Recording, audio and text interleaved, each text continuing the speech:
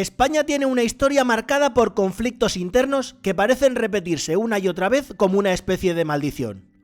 Hoy vamos a hablar de las guerras civiles que han dividido al país desde la Edad Media hasta el siglo XX, enfrentando a hermanos, vecinos e incluso pueblos enteros en luchas devastadoras por el poder y por dos visiones opuestas de cómo debería ser España. Pero, ¿qué llevó a que tantas veces la nación se dividiera en dos bandos irreconciliables? ¿Qué defendían cada uno de esos bandos y cómo es posible que cada guerra pareciera dejar cicatrices que se abren en la siguiente? Vamos a ver cómo estos conflictos internos no solo moldearon el país, sino que dejaron una huella que todavía se nota en la España de hoy.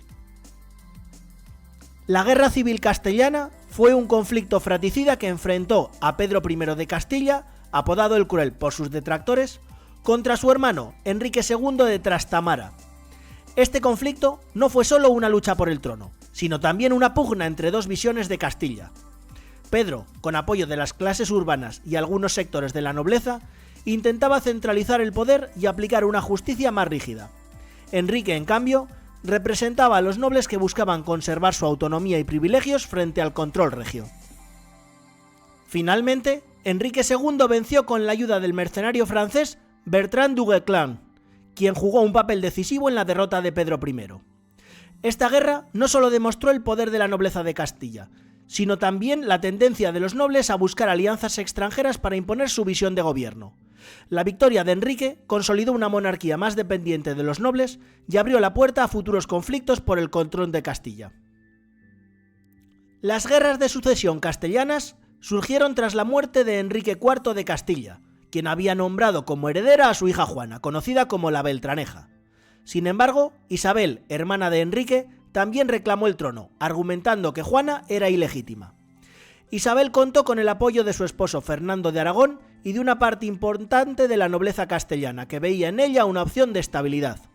Juana, por su parte, recibió el respaldo de Portugal, interesado en influir en Castilla y evitar la unificación con Aragón. Isabel se impuso, consolidándose como reina de Castilla y junto a Fernando dando inicio a una nueva etapa en la que se uniría Castilla y Aragón. Esta victoria no solo aseguró la unión dinástica, sino que consolidó el poder de los reyes católicos, quienes impulsarían un modelo de monarquía centralizada que sentó las bases para el nacimiento de una España unificada. La Guerra de Sucesión Española fue uno de los conflictos más complejos y de mayor alcance de la historia española. Tras la muerte sin descendencia de Carlos II, el último de los Habsburgo, el trono español quedó en disputa. Europa temía que Felipe de Anjou, nieto de Luis XIV de Francia, heredara la corona y desestabilizara el equilibrio de poder. En España, esta situación dividió al país. Castilla apoyaba a Felipe, mientras que Cataluña, Aragón y Valencia respaldaban al archiduque Carlos de Austria, buscando defender sus fueros y temiendo una centralización borbónica. La victoria de Felipe V consolidó la dinastía borbónica en España, pero a un precio alto. Los territorios que apoyaron al archiduque Carlos sufrieron la pérdida de derechos y autonomía. Este conflicto marcó un cambio importante hacia un modelo centralizado de monarquía y abrió una nueva etapa para el país, pero dejó en evidencia las divisiones entre las diferentes regiones que aún hoy persisten. La muerte de Fernando VII en 1833 dejó como heredera a su hija Isabel, pero el hermano del rey, Carlos María Isidro, reclamó el trono, desatando la primera de las guerras carlistas. Este conflicto enfrentó a los carlistas, que defendían una España absolutista y tradicional, con fuerte apoyo en el País Vasco y Navarra, y a los liberales, que apoyaban a Isabel y buscaban una monarquía constitucional y centralizada. Esta guerra fue especialmente cruenta y se libró en gran parte en el norte del país, donde el carlismo encontró una sólida base social. Aunque los liberales finalmente vencieron, la guerra dejó claro que existía una división profunda en la sociedad española entre centralismo y regionalismo, así como entre modernidad y tradición, que se repetiría en futuros conflictos.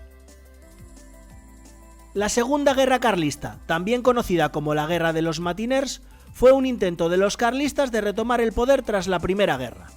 Esta vez el conflicto fue de menor escala y se concentró principalmente en Cataluña.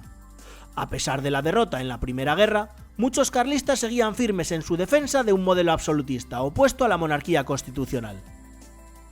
Aunque esta Segunda Guerra fue menos devastadora, reafirmó la presencia del carlismo como una fuerza política e ideológica, y demostró que el conflicto entre el absolutismo y el liberalismo seguía vivo en España. La derrota de los carlistas mostró que la monarquía liberal se había consolidado, pero también que las tensiones regionales y el rechazo a la centralización no habían desaparecido. La Tercera Guerra Carlista fue el último gran levantamiento de los carlistas y enfrentó de nuevo a los defensores del absolutismo y la tradición contra el liberalismo centralizador. Esta vez, el conflicto tuvo tintes ideológicos aún más definidos. Los carlistas, con gran apoyo en el País Vasco y Navarra, se oponían al proyecto liberal que representaba una España centralizada y moderna. La derrota de los carlistas en esta Tercera Guerra marcó el fin de una era de conflictos en torno al modelo de monarquía, pero su influencia política no desapareció del todo. Las regiones que habían apoyado a los carlistas mantendrían un sentimiento particular de identidad y autonomía, lo que refleja cómo estas guerras civiles tuvieron un impacto duradero en la estructura política y cultural de España. La Guerra Civil Española comenzó en 1936 tras el alzamiento liderado por Francisco Franco, quien buscaba detener el avance de un gobierno republicano que aspiraba a convertir España en un satélite comunista de la Unión Soviética. Franco y los del bando nacional se levantaron para frenar la intervención extranjera que empujaba a España hacia el comunismo y el desorden. La sociedad estaba dividida. El bando nacional defendía la tradición, el orden y una España fuerte e independiente, mientras que el lado republicano contaba con el respaldo de la Unión Soviética y estaba influenciado por el ideario marxista-leninista. Este conflicto atrajo apoyo internacional, con Alemania e Italia respaldando a Franco, mientras que la Unión Soviética apoyó al bando republicano. Tras 3 años de intensa lucha, Franco y los del bando nacional salieron victoriosos, y el país quedó bajo una dictadura que evitó la influencia soviética en España. Algo que parece repetirse en todas estas guerras civiles es el choque entre tradición y modernidad. Desde las luchas en la Edad Media hasta el siglo XX, España ha sido un campo de batalla entre quienes defendían valores tradicionales y una estructura de poder descentralizada, frente a aquellos que impulsaban una visión de modernización y centralización. Este conflicto entre los defensores de la tradición y los que promovían una nueva España revela una tensión que parece no desaparecer, sino transformarse con el tiempo y adaptarse a los nuevos contextos. Otra constante que emerge en cada una de estas guerras es la lucha entre el centralismo y el regionalismo. Desde las primeras guerras civiles, la relación entre el poder central y las regiones ha sido un problema no resuelto en España. El carlismo, con su defensa de los fueros en el País Vasco y Navarra, es uno de los mejores ejemplos de esta resistencia contra la centralización. En cada conflicto vemos una lucha por mantener una identidad y autonomía propias, y esto sigue siendo un tema fundamental en la política española.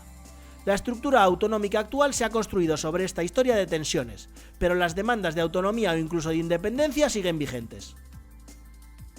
La influencia extranjera también ha jugado un papel crucial en cada una de estas guerras civiles, convirtiendo a España en un tablero donde potencias internacionales han proyectado sus propios intereses.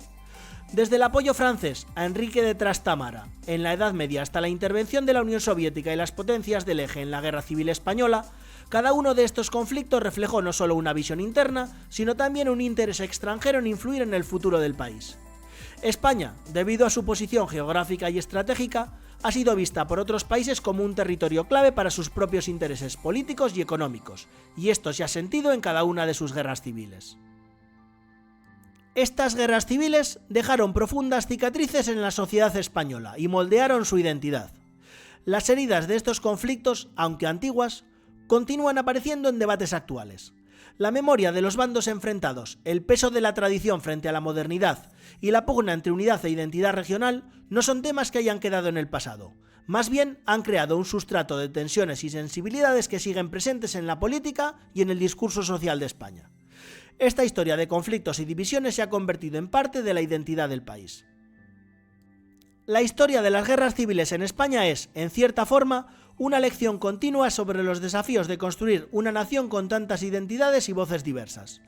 Los temas de centralización, modernización y el impacto de la influencia extranjera siguen vigentes y España continúa buscando un equilibrio entre unidad y diversidad.